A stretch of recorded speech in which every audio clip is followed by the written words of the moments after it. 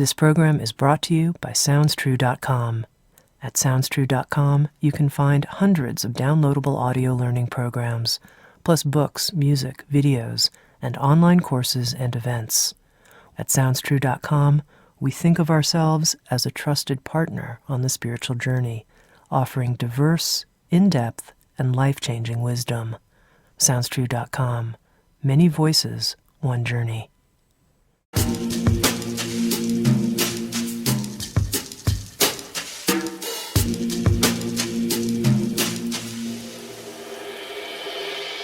You're listening to Insights at the Edge. Today my guest is someone whose work I deeply value, Bruce Tift. Bruce Tift has been in private practice as a psychotherapist in Boulder, Colorado since 1979 and has taught at Naropa University for 25 years and has given presentations in the United States, Mexico, and Japan.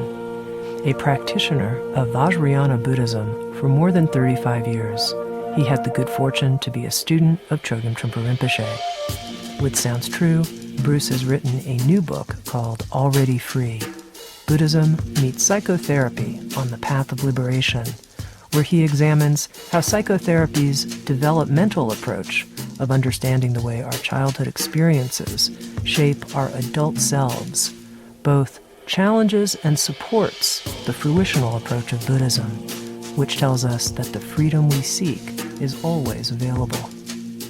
In this episode of Insights at the Edge, Bruce and I spoke about how the approaches of both Western psychotherapy and Buddhism contain blind spots and how we might be able to address those blind spots. We talked about neurosis and neurotic behavior and how, in Bruce's experience, neurosis always requires disembodiment. We talked about what Bruce calls unconditional practices, including the practice of unconditional kindness. And finally, we talked about the difference between problems and disturbances and how Bruce experiences disturbance on a regular basis and how this is not a problem. Here's my conversation with Bruce Tift.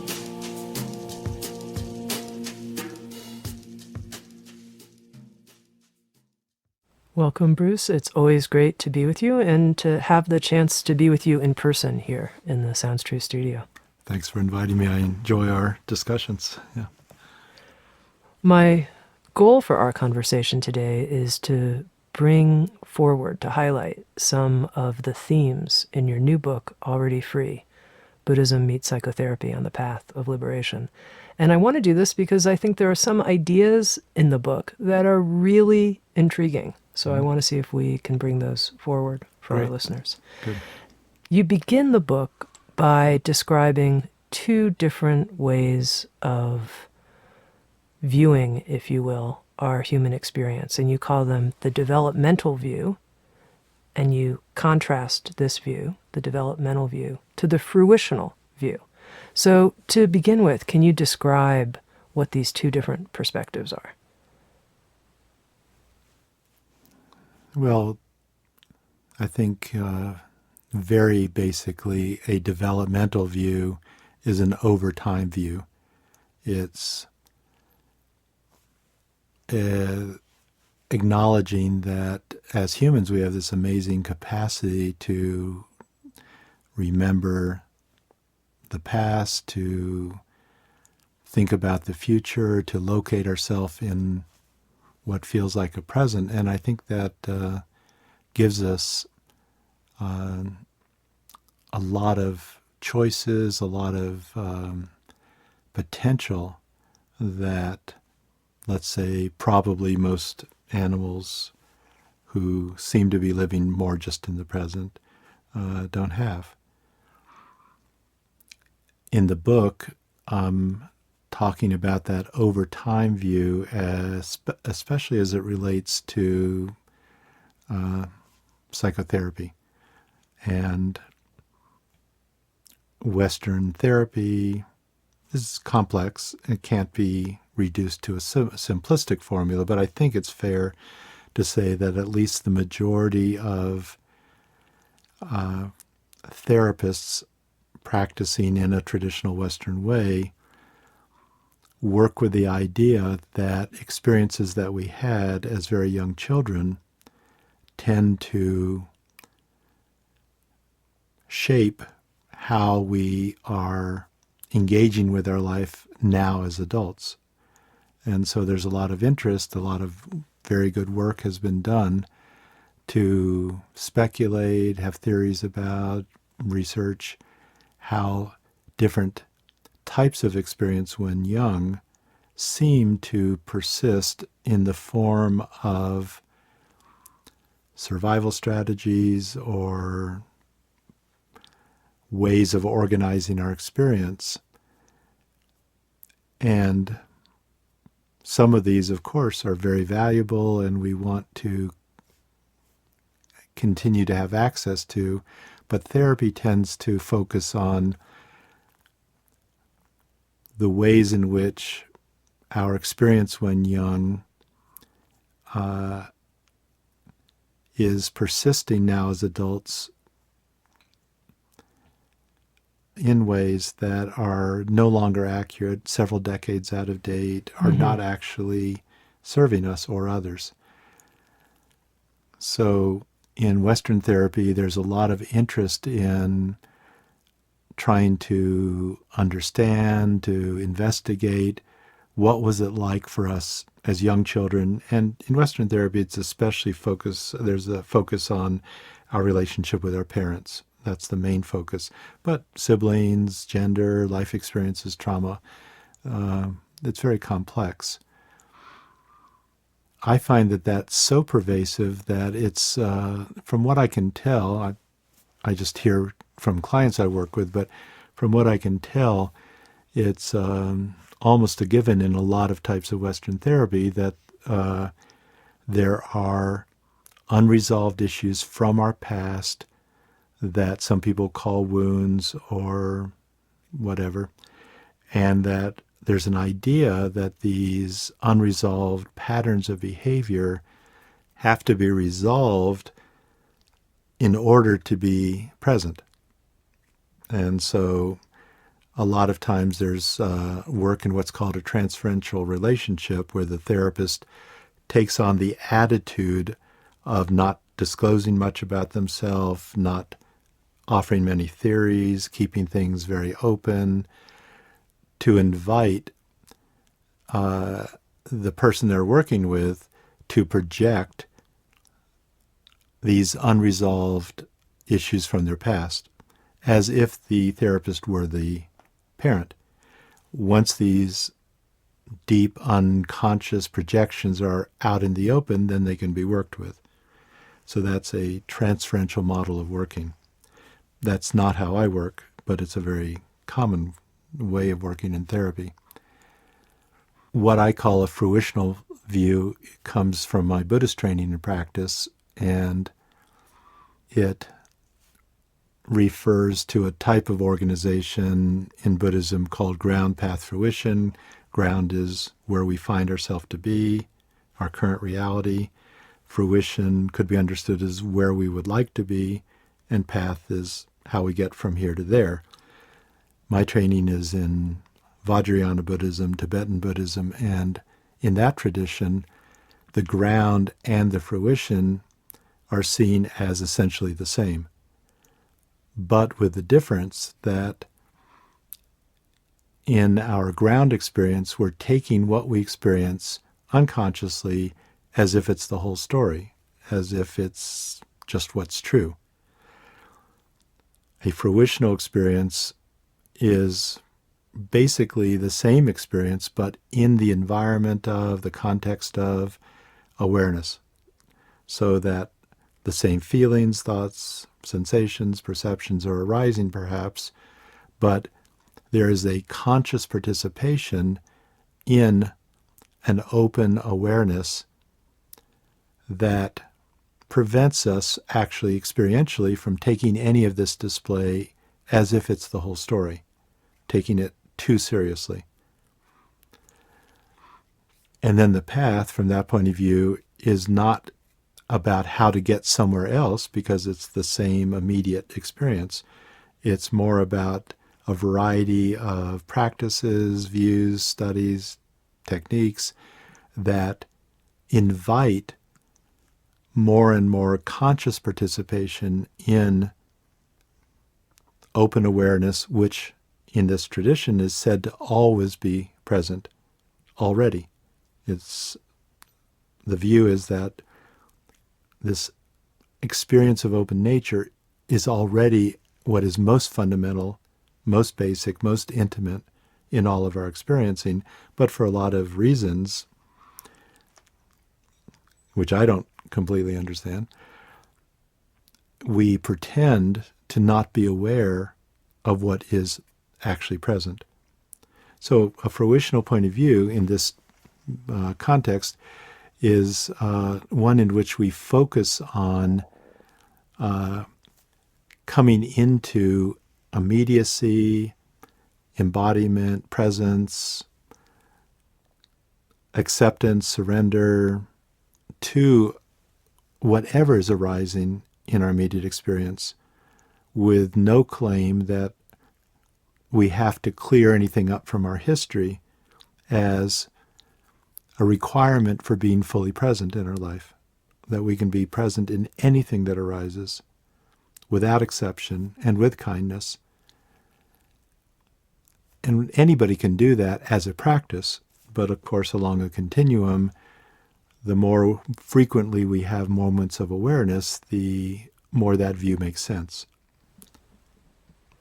Now, in your work as a therapist, you work both with a developmental approach and a fruitional approach. Mm-hmm. However, I want to clarify one thing. When you were describing the developmental approach, you said that you didn't work with the transference style mm-hmm.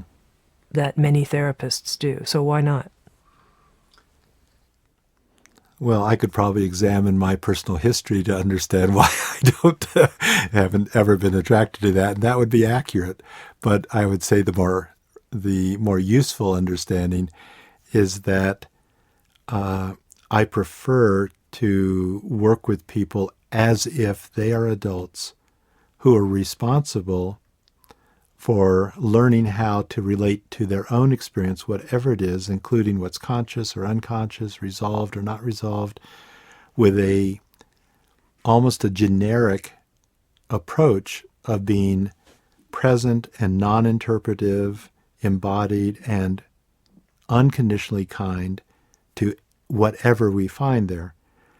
And my bias is that as long as we are looking to the other person, whether it's the therapist, our partners, whoever, or a spiritual teacher, as if my capacity to be fully present and aware is somehow in the future or it's outside of myself, I think that is actually can be counterproductive to a fruitional view, which is my basic sort of ground to work from. So in a lot of my work, I'm relating to those I work with as if they are actually already awake and pretending not to be. And so I find that it is more congruent with that view to relate to people as if they are fully responsible for how they relate to their own experience, and not imply that there's something that has to be healed or resolved before that's possible.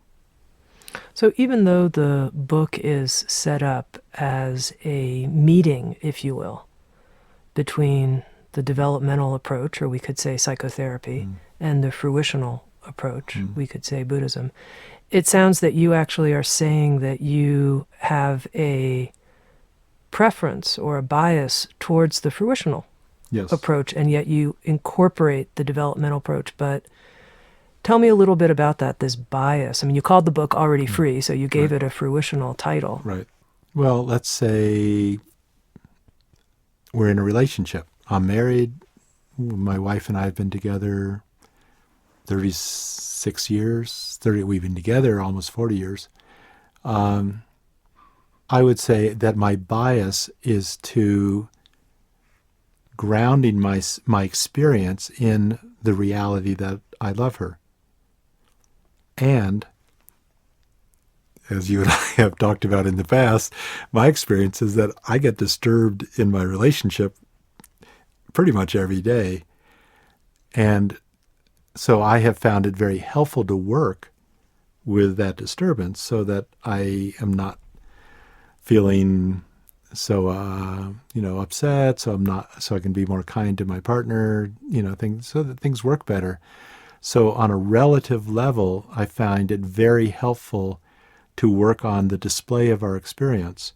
But my preference is to hold as the basic ground what is most true, the fact that I love this person and I feel loved by her, or why in the world would I still be in a relationship? So in a similar way, I prefer to relate to the people I work with as if I feel that they are already wakeful in their basic nature and that there's always work to do on the relative level. That's never going to end. You can't solve one's life. Life isn't solvable. It's not a problem to fix. It's a process we can participate in. And things are always improving. They're always falling apart. And so my particular bias is that it's very helpful to work on the relative developmental level to sort of clean up our act, to reduce our unnecessary suffering and not cause unnecessary harm to others. But I find that the experience of open awareness is what is most reliable in my life. And that is addressed in the fruitional view, and it's basically not addressed at all, really, in Western therapy. Now, a couple of times you've used this interesting word in our conversation. You've talked about the display. Yes. Our experience, life, as a display. Mm-hmm. And, I notice every time you use that word display, I think a little bit, are you not taking life as seriously as I am? Or what's going on with this word? It's a display. Well, I'm not taking life as seriously as I used to. I don't know about you. In the book, I use an example that makes sense to me. If we go to the movies, we're actually paying to get captured by that display. And we all know it's a display, but our unconscious agreement and hope is that it'll be so fascinating that we get a little break from our life for a couple of hours and get entertained. But it requires that we get captured by that display as if it's reality.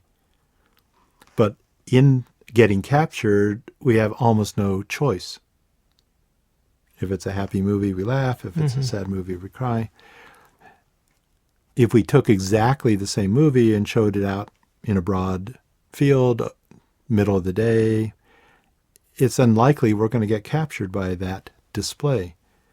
We're going to know it's a display because, everything that's around it is so much more real and vivid to us. That open expanse within which the display is happening makes it clear that it is a display. Whereas when we have a more sort of tunnel vision approach to our experience, meaning without an environment of awareness, we take that display as if it's reality. So I happen to use display as an invitation for somebody to just consider that what we tend to take as reality may not be so in the way that we assume it to be. Okay. And you've shared now that you have a bias towards the fruitional approach, and yet you value a developmental perspective as well. And with your clients, you alternate, and this is what you say in the book, between these two approaches. And here's the key thing, without any hope of resolution. You Yes. alternate between these two approaches. So you don't have some kind of system or grand unified theory that puts it all together. You just alternate between these two different ways of working with experience. Yes. To be a little abstract, the complementarity principle in quantum physics asserts that reality is so complex and fundamentally ungraspable that the most complete descriptions of reality have to tolerate holding contradictory modes of investigation and descriptions, that's actually going to be the most complete, never total, but the most complete approximation of the non-divided nature of what we call reality. If we said, well, there's night and there's day, we wouldn't, hopefully we're not trying to integrate those into being the same thing. We accept that there's winter, there's summer, there's up and down, there's death, there's birth. The actual reality of our human experience is that the larger non-divided, maybe we could say whole, but whatever it is made up of apparent contradictions. And so if somebody is trying to integrate two opposing views, I think that reflects an idea, maybe not examined, that there's some problem with contradiction. And I don't think there is. I think contradiction is the display of relative experience. Another more abstract way of saying that is that in my training, Vajrayana Buddhism, one of the things I have always appreciated is the idea that we start, most of us of course start with a complete identification with our thoughts, feelings, everything. And then if we are fortunate in our spiritual path work, we have more and more moments of open awareness, basic nature, whatever people call that. But unlike some traditions, the point isn't to escape from the limitations of our relative experience and somehow go into a state of open, formless bliss. My understanding is that the point is that as we become confident in the fundamentally open, non-graspable nature of our experiencing, that then the point is to return and participate even more deeply in the relative, precisely because we're not taking it so seriously. So my current understanding is that what is most accurate and I think helpful is to practice at least holding what we call relative and absolute, this display that always we take seriously, and a more open awareness that has no bias actually, to hold both of those ways of experiencing simultaneously with no fantasy of resolution, because that's really going to be taking sides, which is going to maintain dualistic experience actually on a subtle level.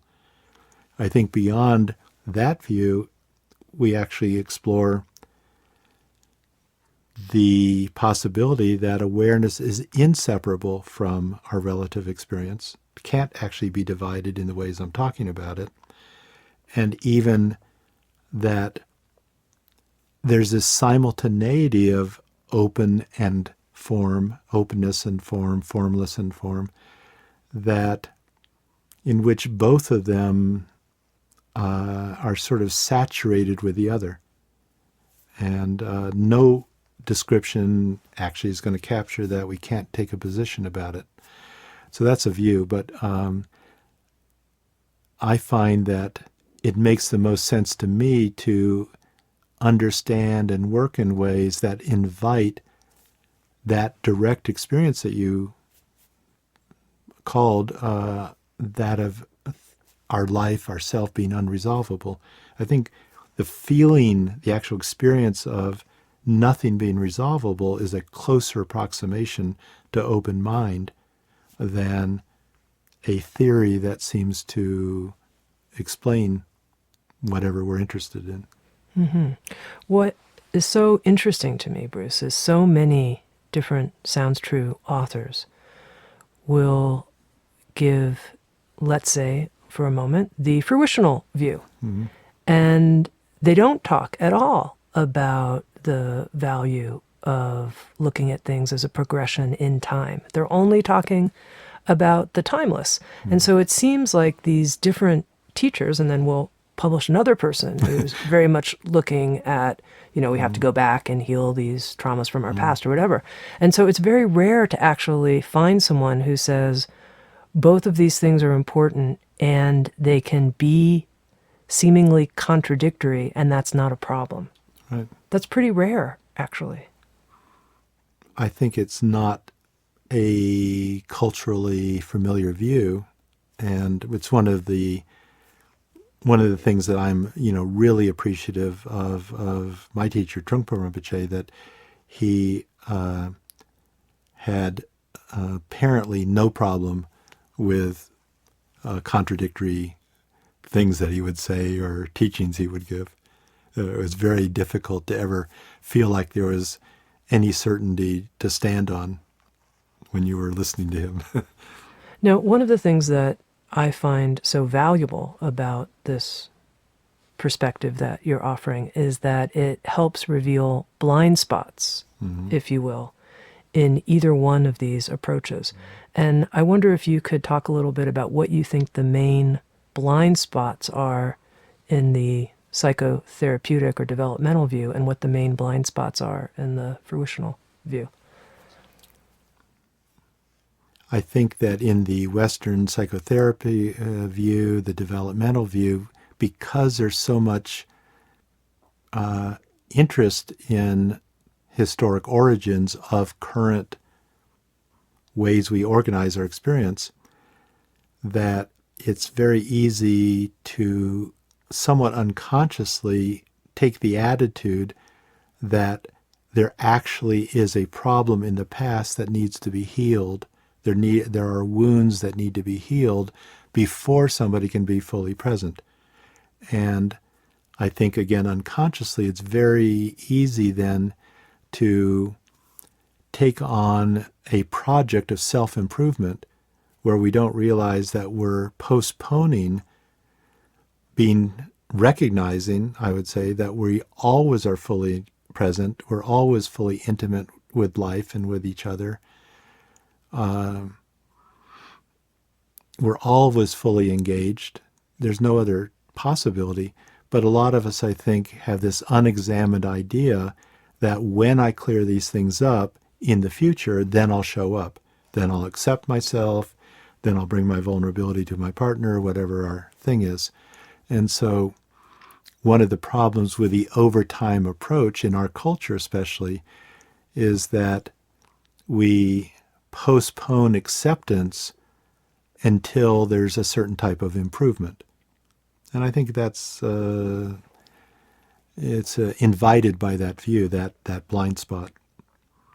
In the fruitional point of view, it's sort of the flip side, where there's much more focus on acceptance, and improvement is seen as a story or a fundamental aggression toward reality.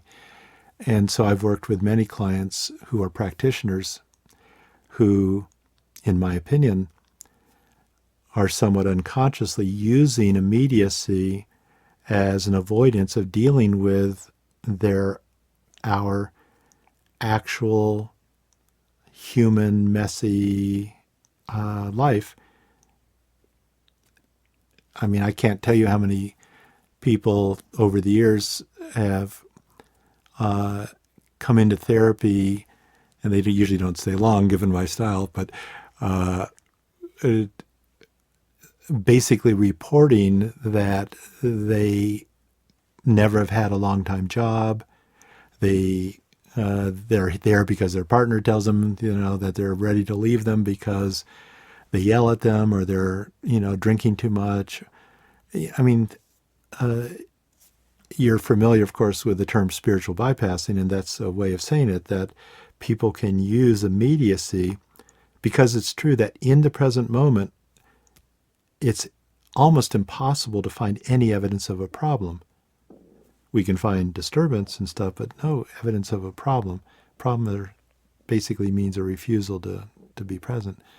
And it's very pervasive in the spiritual path community that people will be drawn to a path of nonviolence, let's say in Buddhism, when they have issues of anger. Oh great, I'll go and be calm and generous and kind and everything like that. And they use these practices often as a way of not having a relationship with their own rage, their sadistic impulses, their basic aggressive energy, which all humans have. So I think the blind spot in the fruitional view is that by focusing only on immediacy, we can ignore the patterns in our experience, which are only revealed over time. But in therapy, especially, basically we're looking for out-of-date patterns of experiencing.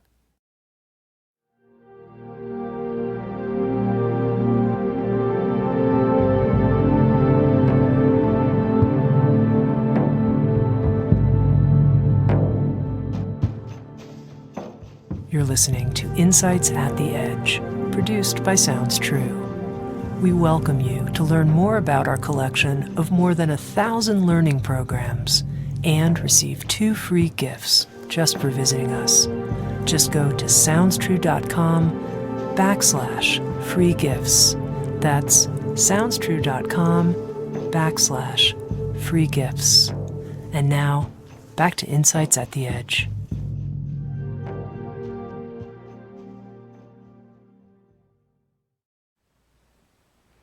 Okay, I want to talk about neurosis, and there's a couple of interesting quotes that I've pulled from the book, Already Free. But to begin with, how do you define neurosis? I usually don't, but I did in the book, I guess. I guess I would say that neurosis I see as a practice that has to be maintained with a lot of intelligence and creativity and discipline even, in which we are constantly looking for ways in which to ignore the truth of our experience and focus on ritualized dramas, apparent problems, distractions, as a way to pretend that we don't really have to feel and work with what we don't want to experience. And that usually these patterns of ignoring and distraction could be understood as having their origin in young childhood. I think that's very accurate. But my view is not so much about how did they get formed. I'm always curious, but not so much how did they get formed as young children, but the real question for me is, how is it that we are maintaining these patterns of avoidance in the present moment when there's almost never any evidence that they are actually necessary and justified? So in my work, I have the view that most of us actually actively are looking for evidence all the time that will justify our investment in these patterns of avoidance. So I'm wondering if you could give me a concrete example that would make it just a common neurotic pattern that's an avoidance pattern. I don't like to pay bills. I get anxious because I'm not independently wealthy. And that's not why I get anxious, but that's my fantasy that I wouldn't be anymore. But anyway, I get anxious about paying bills, and I can... Are you giving us a personal example here? Yes. Oh, this is a personal Yes, one. a personal example. Good. I figured That's great. I could talk about you, but it's more kind to talk about myself. So I find that I have a tendency to put sort of the bills off to the side somewhere, either literally in a little pile or just out of my mind. And I don't often deal with the bill paying proactively, but a lot of times I'll suddenly realize, oh no, did I pay that bill? And I'll go look for it in the pile and say, oh, damn, I forgot it, or oh, good, I have got another couple of days. And so I generate a drama about paying bills. Mm-hmm. It obviously doesn't prevent me from feeling disturbed, but it, like a lot of procrastination strategies, it allows us to unconsciously pretend that my anxiety is about this issue of, let's say, paying bills, rather than recognizing I have anxiety every day of my life. And if I had a very organized system and paid my bills ahead of time as I was able to, I'd have to feel that anxiety every day. But if I can sort of condense it into a little short drama, then I can sort of unconsciously ignore that reality of that part of my life. Okay, so then this brings me to one of the quotes from the book. Neurosis is always a substitute for experiential intensity. And I wonder if you can unpack that for us. Yeah, so that's just a paraphrase of a quote by Carl Jung, which I like, which is that neurosis is always a substitute for legitimate suffering. That was his quote. And I like that because it points to neurosis as the activity of intelligence, whereas I'm not a Freudian, but I think that some of that view was that it was sort of this blind conflict between our libidinal sort of primitive sexual energy and our superego type of energies. And a lot of people see neurosis as something that is sort of happens to them or they inherited from their history. I prefer to think of neurosis as a practice that has to be maintained continually. And I think that our basic agenda in our avoidance strategies is to stay out of too much aliveness, too much openness, which can include both suffering, as Jung said, but also I think we organize our lives around avoiding too much sexual intensity, power, joy, just open appreciation, uncertainty, things like that. Because it's actually, I think, very, very intense to be fully present in our life. Now, well, let's talk about this for a moment, because most people say what they want is, To be open. well, to have intense sexual experience and to feel incredibly alive and powerful and joyful. And now you're saying that that's actually what we're avoiding through our neurosis. Yes, and it doesn't mean that some aspect of us, to use that language, doesn't want that. It just means that there's another aspect of us that avoids that. Why would we avoid it? Well, I think as biological beings, also given our personal history, most of us actually are going to put survival as a higher priority than quality of life. And most of us unconsciously are invested in our young survival strategies as if those are what's going to keep us alive and functional, protect us. And from a Buddhist point of view, even that is my identity. I'm somebody who's always looking for the love that he will never get, something like that sort of drama. So I think it's true that we want aliveness, and I think it's true that we want safety and security. But in a very primitive, unconscious way, I think most of us are probably going to go for safety and security if the aliveness gets to be too much. Anyway, I can have both. Door number 3. Yes, you already do have both. So it's more consciously participating in that unresolvable simultaneity of contradictory energies. But as the more that we're trying to choose sides, or in therapy jargon, the more black and white organization there is from childhood, the more we actually act as if it's one or the other. So if we work from that reality, I think that it's helpful to give ourselves permission at first to alternate back and forth rather than our unexamined fantasy that it's one or the other.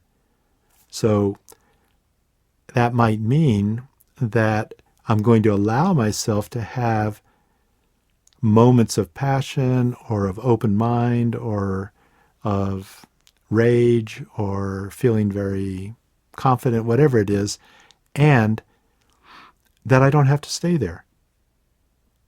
That I think it's just as important to be open to being closed as it is to be open to being open. But a lot of sort of therapy, spiritual path people, I think, have a prejudice that it's good to be open and it's bad to be closed. And so they keep on trying to be open all the time. But that just guarantees that their need to be closed, meaning protected, safe, secure, will get expressed unconsciously and indirectly. But if we want to practice unconditional openness, if it's unconditional, we have to be just as open to being closed as we are open to being open. And then I think it's more like breathing in and breathing out. It's appropriate, skillful, accurate to alternate between these two energies, knowing that they will never be resolved. Sometimes I'm going to want to be close. Sometimes I'm not going to want to be close. Sometimes I'm open to ecstatic experiences. Sometimes I just want to watch TV, Maybe none of that's a problem. Okay, we have another quote from the book about neurosis that I found quite important, actually. Neurosis requires disembodiment. If it makes sense that neurosis is fundamentally an avoidance strategy where we're trying to get out of experiential intensity, it's very difficult, I believe, to ignore the truth of our experience if we're aware of what our embodied experience is. If my heart's beating fast and my stomach's tight, it's sort of hard to pretend that I'm calm and together. And so I think that life is always disturbing us. It's not really, but that's how we think of it. Life is always affecting us in ways that don't fit our fantasies or preferences. We call it disturbance. And I think that the level that is hardest to ignore our disturbance on is the embodied sensation physical level. If I'm disturbed in my body, it's sort of hard to pretend, again, that I've got, I'm an evolved person who's never affected by anything. So I think one of the fundamental requirements of neurotic organization is a dissociation from our immediate embodied vulnerabilities. And so from that point of view, the antidotal practice, if we want to dissolve neurotic organization, I think really, at least, I don't know if it's a requirement or not, but it certainly is very important, very central to train ourselves to bring our attention back into our immediate sensation level embodied vulnerabilities so we can discover where's the problem. Do I actually have to bail out of my body? Do I have to dissociate? Do I have to avoid the truth of my experience? As children, we do. There's no way in the world that we can tolerate the inner and outer overwhelming intensities of being a little fragile little being in the world. But by the time we're adults, a lot of us actually have the capacity to stay embodied through very, very intense experience. But until we discipline ourselves to go into what we don't want to feel, we're probably going to take our young assumptions for granted as if they're still true. So it seems to me that for somebody to successfully ignore the truth of their experience, it's really almost necessary to disembody, to get out of our immediate embodied vulnerabilities. And to dissolve neurotic organization, I see that as a very central part of that work, is to re-embody. But again, nobody wants to feel unsafe, or we don't want to feel our rage and our panic and our grief and our fear. So this is all counter-instinctual work. It's not, a lot of Western therapy, I think, mistakes the practical need to feel safe to do certain types of work, especially trauma work. I think there's an unconscious extension of that, and thinking that the point is that we're supposed to feel safe in relationships. We're supposed to feel safe in our life. Well, nobody feels safe in their life. How could anybody? Life isn't safe. Life isn't organized around our survival or our preferences. So I think it's very important to learn to discriminate between feeling unsafe, for example, and whether we actually are unsafe. Mm-hmm. Okay, I want to help a listener at this point bring this into their own life. So if someone's listening and they're thinking, I wonder in what way am I neurotic? In what way am I neurotic? They could ask anybody that knows them and probably get a pretty good answer. Good idea. But what would be your suggestion, first of all, how they could choose to just work through this here with us, to pick one of their, out of a handful? How would they find, oh yeah, that's how I know I'm definitely neurotic in that respect? Well, I think your question is a good one to start with, which is, how am I neurotic instead of am I neurotic? Yeah, we're going to presume. We're going to presume okay. all of our experiencing is an inseparable entanglement of sanity and neurosis. So how am I sane? How am I neurotic is the more useful question. There's a lot of ways to approach that. One, let's say, because relationship is very important to many of us, let's say that any experience that I have of complaint about my partner is almost certainly evidence of neurotic organization. Well, everyone's going to have something on that front. Every So that's single a person. safe one. So that's a Okay. safe one. So everyone's going to have a complaint Yes. about their partner. I'm going to bet my career on it. Okay. And So once they identify that, then what's the next step? then they could consider the view that their actual complaint, more precisely, is probably that their partner is triggering feelings in them that they don't want to feel. So if I'm irritated with my partner, that probably means I'm irritated at having to feel some vulnerability that I've had all my life, that my partner is triggering but not causing. Because I had this issue before I ever met them. If we split up, I'll still have this issue. They're not the cause. But codependent dynamics involve this sort of mutual agreement that we'll each blame each other. Nobody will have effective boundaries, so nobody has to deal with their own vulnerabilities because the finger's always going over to one's partner. So anytime we have a complaint, we could start by asking, oh, what is it that I'm having to feel right this moment that I don't want to feel? And then investigate that. My bias is to investigate it as raw, sensation level experience, no interpretation at all, certainly no claim that it's about my partner, because it's not really. And then see, first of all, well, is it killing me? To feel my tight stomach, my heart hurts, my throat's constricted, whatever. Is it damaging me? Is there any evidence about my worth as a person? I've never found it. We're not going to find shame or guilt or abandonment as sensations. They're not. They're already dissociative interpretations of our immediate vulnerability, in my view. So then our practice is to continually use our sense of complaint, let's say, as a signal to return to our immediate embodied vulnerability and start to have a conscious, embodied, kind relationship with that aspect of our own experience, because it's us. It's not something that's happening to us. And at some point we get the clarity, doesn't it just make sense for me to be kind to my own difficult experience? Nobody else on the planet's lining up to be kind to my vulnerabilities. Maybe it's up to me.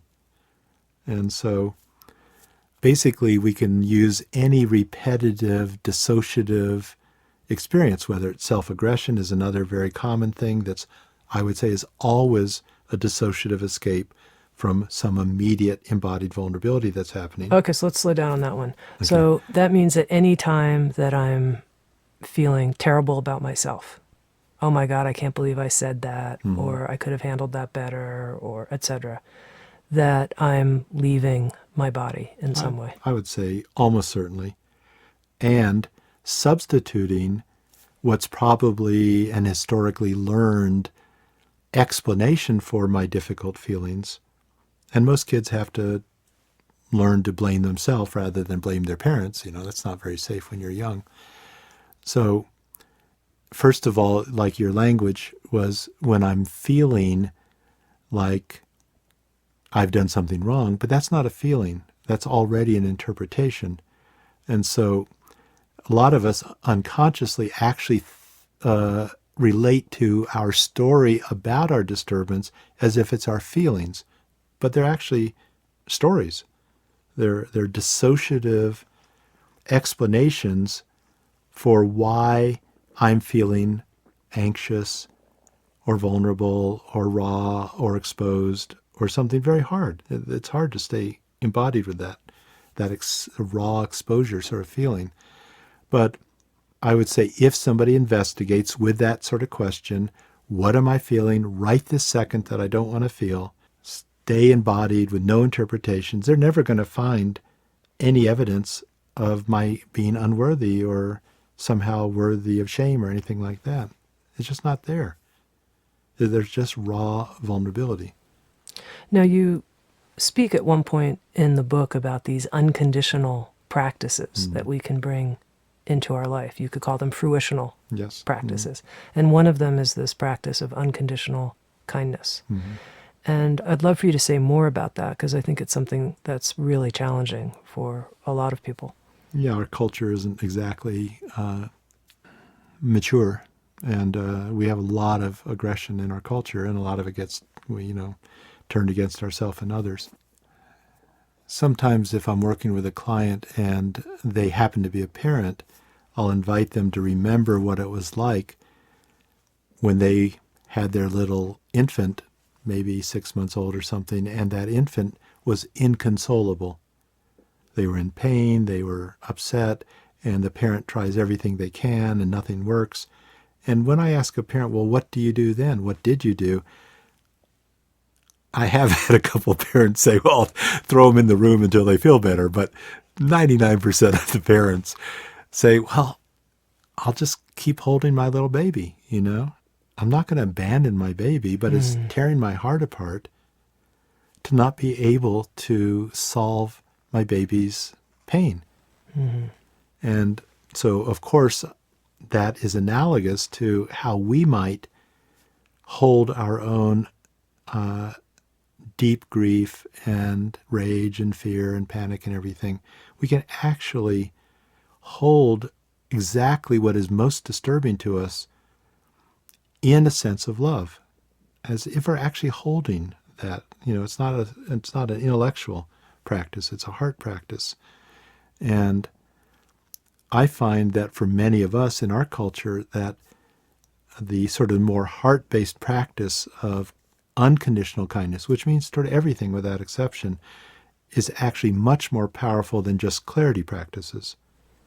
We have to have enough clarity to know what we're practicing with, but a lot of us, I think, take refuge in clarity as a way to staying out of the vulnerability of opening our heart to feelings that are really, really disturbing, but are not resolvable, actually. I'm curious to know in your own life how the practice of unconditional kindness has unfolded for you.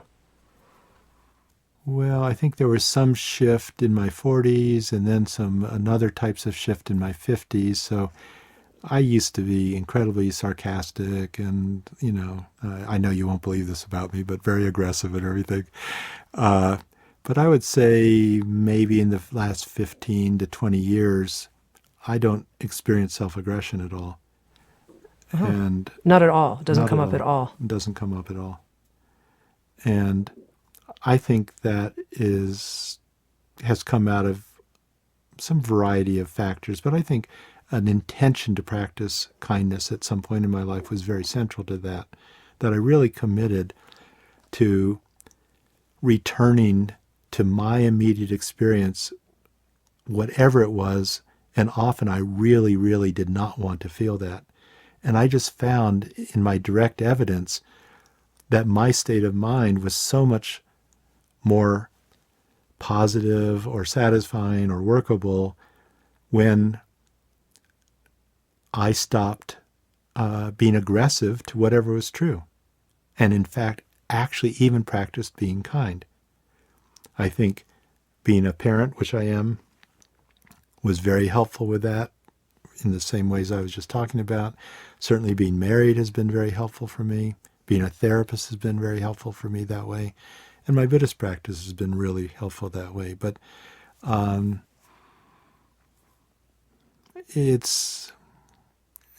would say it's not even an issue. It doesn't come up anymore about self-aggression. So I don't have a current practice of being kind, because that's sort of an antidotal practice. Mm-hmm. Pretty cool, Bruce. Sounds good. You don't know if it's true or not.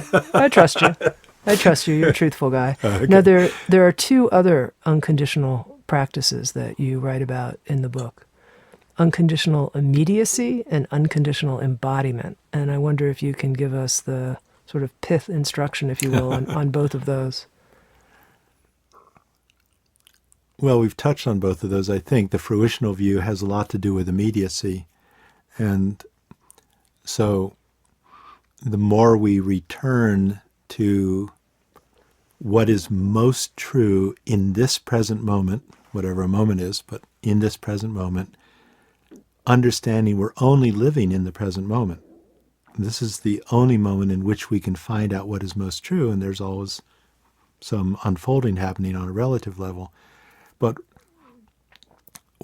in my experience, what we find to be most true in the present moment as we go deeper and deeper and deeper and more and more and more immediate in our experiencing is that we find less and less and less evidence of any problem, any division, any conflict, anything missing. And as you and I have talked about, that's not the whole story, because as humans, there's also the overtime recognition, the patterns that will continue to manifest. But when we have a ground of immediacy, then we can work with these patterns without a sense that they are a problem. We actually increasingly just work with these patterns as practical issues to help improve the quality of our life and our capacity to be of benefit to other people, but not because there's something wrong with me that I have to heal before I'm okay. Embodiment we were just talking about, and that again is an unconditional commitment to return, because most of us are always dissociating, to return to immediate embodied experience, not even just when there's a problem, but just as an ongoing practice, almost like being aware of our breathing. It's not because there's a problem, it's just that's sort of more true than my stories about what's happening. I remember reading at some point about a Western student doing a retreat in Thailand, and the teacher there gave the instructions, in the next 10 days, don't do anything that takes you out of your body. So I thought that was a great instruction for a retreat. And we could actually commit to that practice, not as an accomplishment, but as a practice for the rest of our life. Why should we ever intentionally do anything that takes us out of our immediate experience if that's the only moment we're living in? It just seems to make sense to me. So all of these practices of immediate embodiment, immediacy, unconditional kindness, to me are sort of resonant with the open, ungraspable, unconditional, non-biased nature of open awareness, which from a Vajrayana point of view is already our basic nature. And so if we can take on practices that are most resonant with our basic nature, my hope is that it actually will, through a process of resonance, start to invite more and more conscious participation in this fundamental nature. I sometimes just use the analogy of two tuning forks tuned to the same frequency. If you hit one, the other is going to start vibrating without being hit. And so if we can take on active practices that keep inviting the sense of unconditional awareness, embodiment, kindness. In Buddhism, we talk about mind and body and relationship, those sort of three things. I think that it's an invitation. It's not causal, but I think it's an invitation to have more and more frequent moments of investigating that really interesting question of, well, what is aware of all this? What's the nature of awareness? Is awareness disturbed when I'm disturbed? Does awareness care if I'm dying or if I'm healthy? Does awareness care if I have abandonment issues? I'd say no. So again, we don't take refuge in that with a Vajrayana view, but we bring these two together so that all of our workings, our investigations of this crazy display of being humans it can be worked with from this ground of open joy, workability, non-bias, confidence, things like that. It just makes working with our human issues so much more, I think, practical and non-problematic, because we've removed our identity drama at that point from it. Okay, I want to ask a question that maybe puts a little pressure on the system, which good, is, good. You said, the unconditional kindness, the practice of unconditional kindness now comes naturally to you. You don't experience self-aggression. And so I'm curious to know, of the beautiful teachings that you're offering in this book, Already Free, where do you find trouble spots in your own life at this point? Do you find any trouble spots? Well, I discriminate between disturbance and problems. And I would say, again, you don't know, I could be just bullshitting myself, but I would say that my report is that I don't experience problems. But I definitely experience disturbance every day of my life. Some of that disturbance is very obviously related to lifelong core vulnerabilities. But I personally don't have the agenda anymore, like I did when I was younger, that they need to be resolved or cleared up. So your distinction between disturbance and problems, just Yes. help me be clear about that. I would say a problem is probably a disturbance that we're refusing to have a fully conscious, embodied, kind relationship with, to participate in fully. It's a problem because I'm trying to avoid it. I'm trying to get around it, make it go away. So my bias, a lot of people don't like this, but my bias is that almost all the time, at least with neurotically organized people, that what they call wounds are not problems. They reflect a refusal to stay present and embodied with really difficult feelings they don't want to feel. But the fact that they're refusing to stay present and participate as deeply as possible gives the appearance of it being a problem. And then I can have the project of trying to heal it before I have to show up in my life. So, one of my many biases. I would say that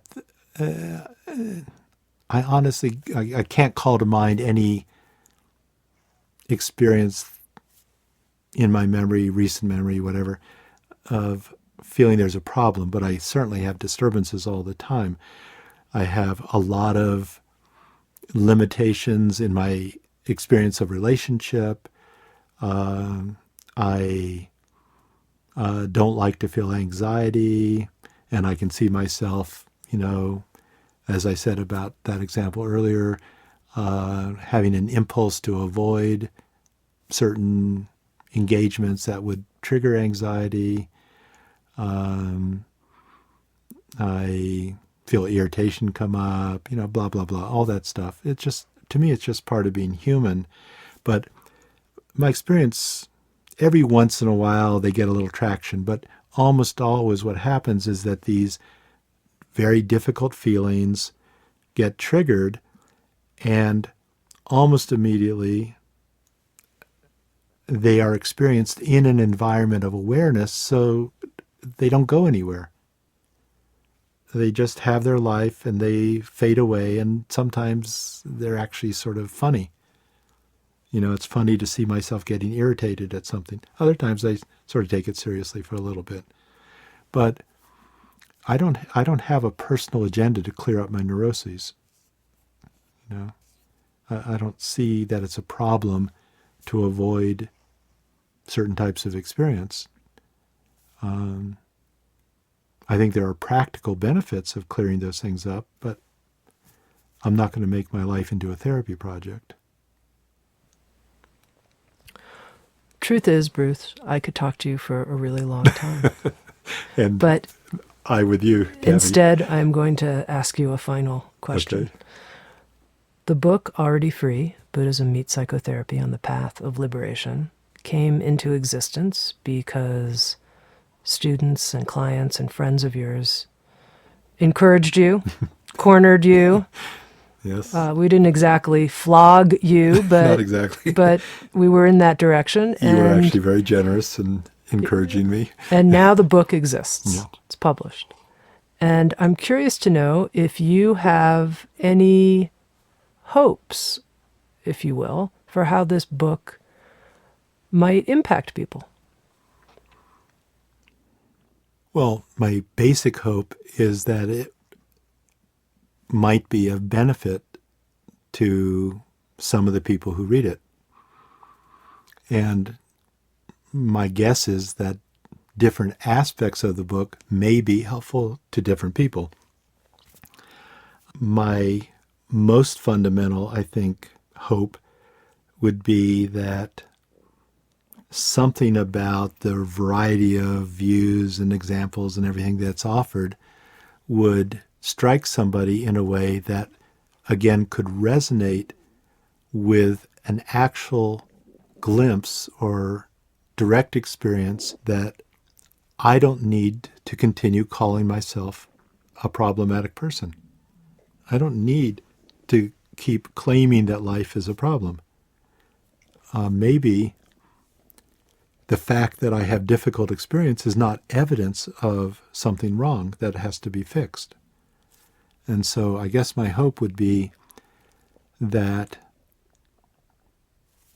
something in the book might spark an interest, a little view for a moment, that it actually might make sense to be kind to oneself and others, regardless of our feelings.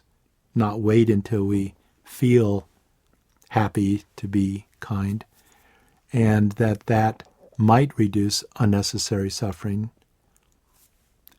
and might help others be more kind to themselves and to the people that are important to their life.